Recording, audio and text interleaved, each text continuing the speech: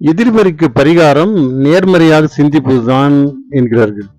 ஈர்ப்பு விதி, ஈர்ப்பு சக்தி என்று பிரபஞ்சம் சக்தி உண்டு. அகக்கண்ணில் நல்லதையே பாருங்கள். எது நடந்தாலும் அது நேர்மறையாக எடுத்துக்கொள்ளுங்கள். எதிர்மறை சிந்தனைக்குள் செல்ல வேண்டாம் என்கிறார்கள். உற்சாகம் இழந்து விட்டதாக உணரும் போது பாடி மகிழ்ந்து உற்சாகத்தை மீட்டுக் கொள்வேன் என்று மனதில் உணருங்கள்.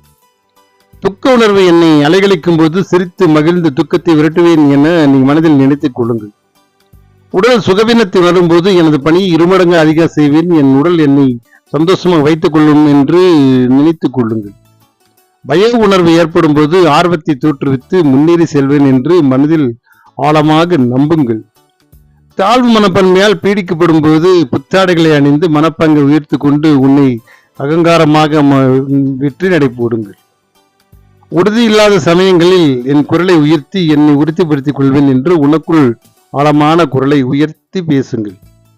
வறுமை உணர்வு தோன்றும் போது வருகின்ற வளமை பற்றி சிந்திப்பேன், அது என்னை தாண்டி சென்று விடும் என்று அகக்கண்ணில் அதை விரும்பித்துக் கொள்ளுங்கள். தகுதியற்றவன் என்று உணர்வு வரும்போது எனது கடந்த கால வெற்றிகளை நினைவில் கொள்வேன், நிச்சயமாக தகுதி உடையவன் மாறுவேன் என்று உங்கள் அகக்கண்ணில் நினைத்துக் கொள்ளுங்கள்.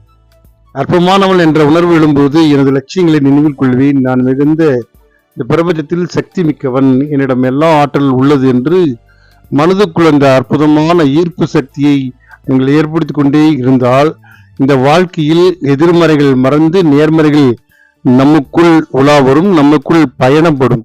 எனவே எதிர்மறை சிந்தனைகளை சிறிது கூட மனதில் நினைக்காமல் நிச்சயமாக முடியும் என்று நேர்மறை எண்ணங்களோடு பயணப்படுங்கள். இந்த வாழ்க்கை நமக்கு அற்புதமான அந்த ஈர்ப்பு சக்தியுடன் நினைப்பது நடக்கும் எண்ண வலிமை எல்லா மனதிற்கும் உண்டு. சந்தோஷம்.